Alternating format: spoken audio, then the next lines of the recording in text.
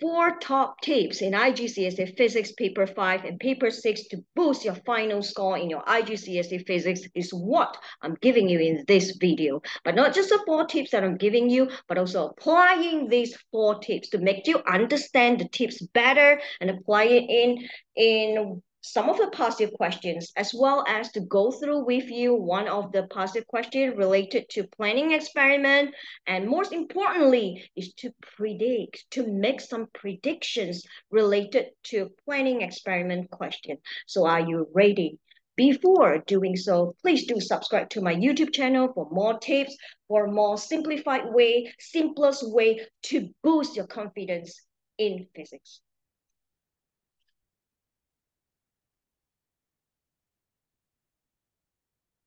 Tip number 1, DP vs SF. What is DP? What is SF?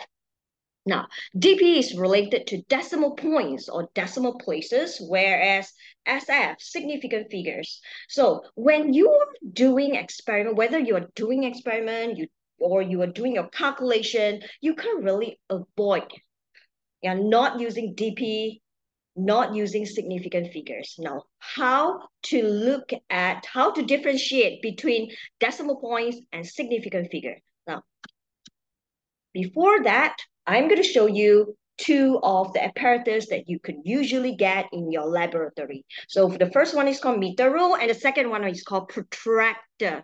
So whenever you are using apparatus, for example, meter rule, or to measure length, or protractor to measure the angle, remember to record your reading accordance to the smallest division of that particular apparatus.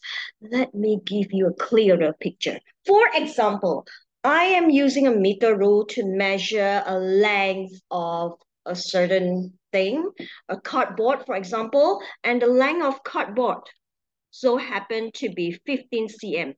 Just an example. So before you record your final reading, you have to ask yourself, hey, what is the apparatus that I use to measure the cardboard, the length of the cardboard? Oh, I'm using a meter rule. So what is the smallest division of the meter rule, or the sensitivity of the meter rule?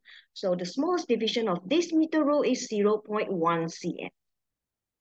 So how do you record your final reading or the length of the cardboard? So length of cardboard, because you are using apparatus.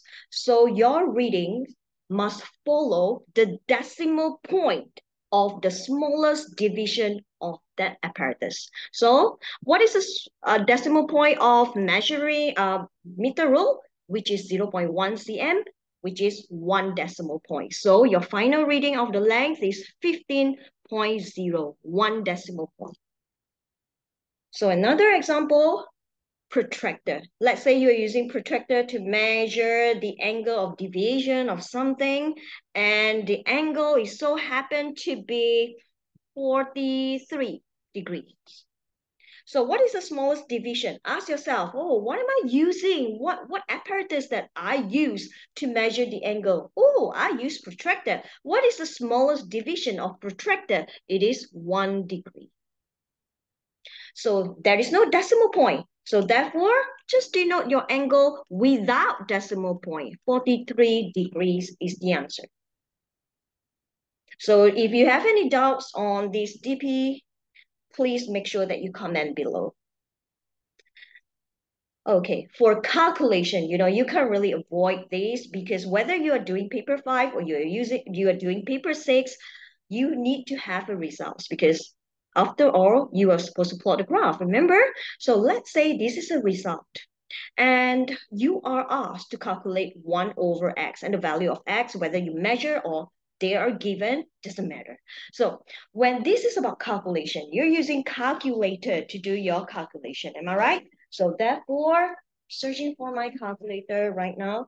So x, this is 40 cm. So 1 over x must be in cm as well. This is 1 over cm. So you just take out your calculator, just put it as 1 divide 40, and I got 0.025. When this is about calculator to do your calculation, remember, just follow the significant figure significant figures of your raw data. Which is your raw data? This is 40 cm. This is what we call raw data. Raw data is the data that is being measured by apparatus. 1 over x is called calculated data. So when this is about calculated data, so just look at the significant figures of your raw data. So 1 over 40, so 40.0, this is 3 significant figures. So therefore 1 over x must be in 3 significant figures. So I will put it as 3 significant figures, 0.0250, 3SF, because this is calculated data, remember? So what about 1 over 27? 1 over 27, look at my raw data, which is 27. This is also 3 significant figures. So therefore, I have to denote my 1 over 27 to be in 3 significant figures, which is 0.0370, 3SF. What about 1 divide 20? So 20.0, this is 3 significant figures. So therefore, you have to put 1 over 20 as 3 significant figures as well, 0.0500. So this is 3SF. What about 1 over 15.9? Oh, this is 15.9, which is 3SF as well. So therefore, 1 over 15.9 must be recorded as 3 significant figures. So 0.0629, 3SF. And what about the last one, 13.3, 1 over 13.3. So 13.3 is the raw data, which is in 3 significant figures. So therefore, 1 over 13.3 must be in 3 significant figures. So 0.0752 is the answer. And that's it. So if you have any doubts, any problem related to significant figures and your decimal point, please do comment below. Tip number 2.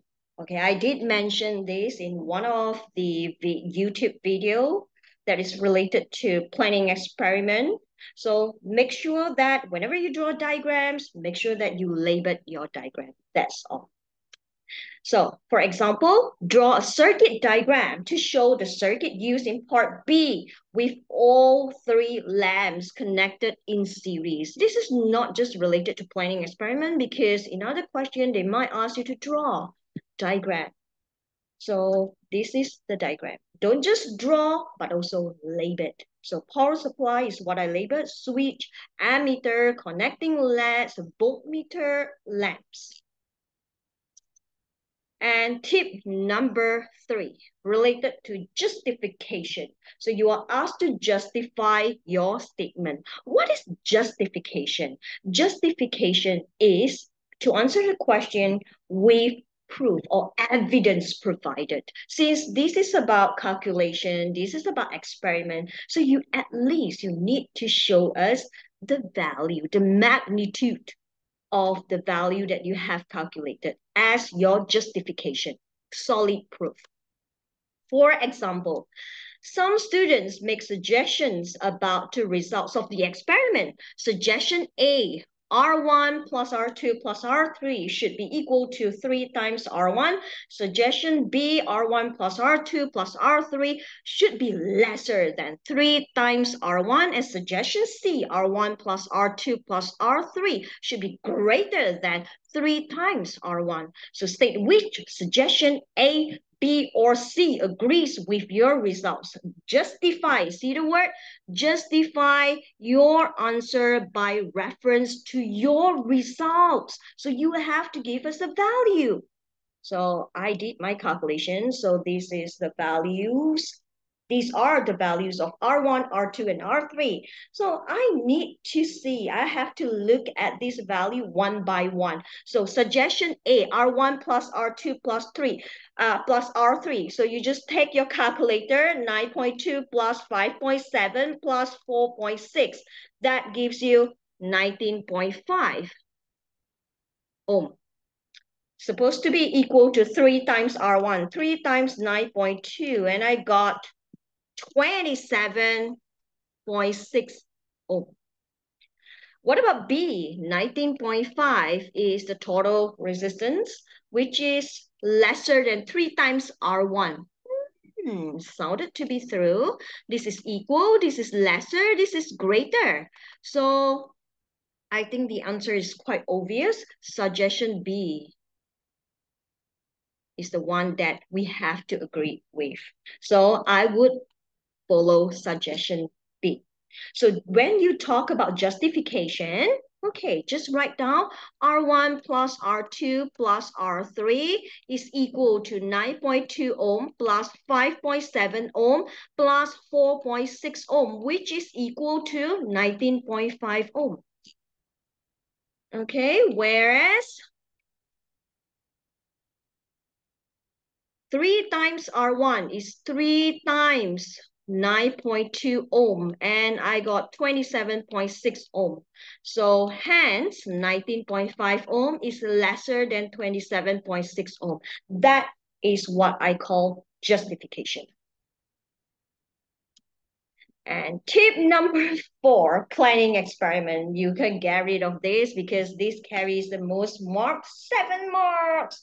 So I'm going to give you one of the positive questions here to discuss this together with you. So a student investigates springs made from different metals. Plan an experiment to investigate the extension of springs made from different metals. Now, I know that again, highlighter is not being allowed in the examination hall, but no worries. You have your pencil. Please circle the important clue or the important information given. So you have to plan an experiment. What are you investigating? You are investigating the extension of the springs that make from different metals. So these are the apparatus which are available, the boss, the clamp, and the stand. This is related to retort stand, meter roll, springs made from different metals, and selection of loads with hangers.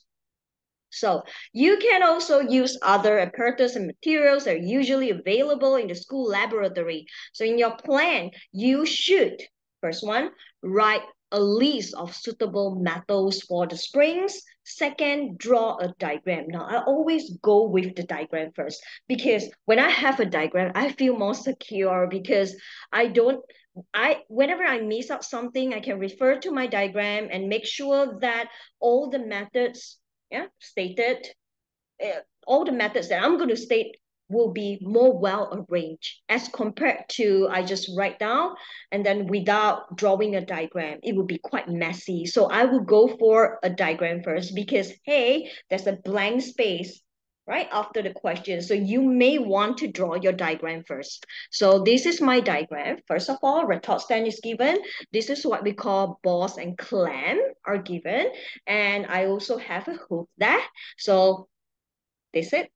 And then please make sure that because we are supposed to measure the extension of the spring, ask yourself, what is the apparatus that I'm supposed to use? I'm supposed to use meter rule that is being clamped together on the same retort stand. And then, how do I make sure that my meter rule is perpendicular or vertical? You know, sometimes when you clamp your meter rule, because there might be some angle between the meter rule and the ground, so you need to use a set square just to make sure that the meter rule, this is one of the safety precaution, just to make sure that the meter rule is vertical or 90 degrees to the ground. And after that, of course, you need to hang a spring because you are measuring the extension of the spring, remember? And since my spring is still far away from a meter rule, I'm not going to make my spring touches the meter rule because that will affect the result. So I am going to attach something which I call it as pointer. So what is pointer? Pointer is actually a part of a spring that you use it so that it's easier for you to take the reading from a meter rule. So it will point to the scale on the meter rule. So to make sure that your result is as accurate as possible. And of course, because I need some slotted masses, because I need to extend my spring, so I need to hang a mass to my spring. And is it done? So it is not done yet because I didn't label my diagram. So if you want to If you leave your diagram just like that, I'm very sorry. You couldn't gain any mark. So all you need to do now, final part, is to label your diagram. So I'm going to label this as retort stand. Okay, maybe using different colors, easier for you to see. This is my meter rule. So this is my spring. And this is my pointer. And then this one, I might want to start with 100-gram slotted mass. It's just a value that I give to my mass. And of course, this is called set square. What is the function of a set square again? To make sure that my meter rule is vertical. So if you want to know more on how to plan your experiment, the tips on planning experiment, you can refer to this video that I have posted on YouTube as well. So, and go back to the question again. So I have done with this part. And all I need to do now is to write a list of suitable methods for the spring, and then the methods of how am I going to carry out my investigation, state the key variables to keep constant, draw a table, and explain how I would use my readings to reach a conclusion. So I'm going to do that right now. So first part is to list down the suitable methods for the spring. So I would say methods for spring. I might want to suggest maybe I can use steel, maybe I can use aluminium. So it is up to your own suggestion. Maybe I can use copper. So maybe I want to use copper. Maybe I want to use constantan, etc. It is enough when you suggest more than two. So I suggest three or maybe one more. I want to be, okay, 1, 2, 3, 4, 5. I want to get 5 ratings. So I'm done with that. So now I continue with my methods. Since I draw the diagram, I would definitely want the examiner to refer to my diagram. So set up the apparatus as shown in diagram. So second, of course, before I hang something to my spring, I need to measure the initial length of my spring. So measure initial length of spring, okay, maybe steel spring, by using a meter rule. Please remember, whenever you ask the student to do some measurements, suggest the apparatus that the students need to use to make the measurement. And maybe third one, okay, so all you need to do is just to hang the mass. So hang 100-gram slotted mass to the end of steel spring. And then number 4, final length of steel spring is measured by, again, meter rule. And go back to the question again. You are supposed to measure, you are supposed to investigate the extension of the spring. So therefore, extension, let the examiner know, how do I get extension? Can be calculated. Calculated from the difference between final length and initial length. Can you see how important initial length is? And of course, the last part, always repeat the experiment with aluminium, spring, copper, spring, constantan, spring, and zinc spring. And I'm done with that. And the next one, remember, you are supposed to state the variables to be kept constant. So because this is related to the spring, so you have to make sure that all of them has the same original length. So because you want the experiment to be a fair one, so original length of spring. Hey, you're using the metal to make your own spring, so make sure that the diameter of the spring must be the same as well. Diameter of spring, and you're the one that is making the spring yourself.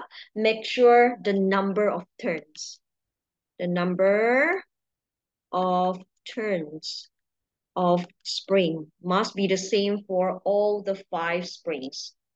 And that's it. And then after that, you are asked to tabulate a table. What kind of table that you will tabulate? So I'm going to tabulate my own table. This is the types of metal. And this is my original length. Put it in cm. Unit is a mass. And this is my final length. Put it in unit. And the most important thing is your extension. And it's also in cm.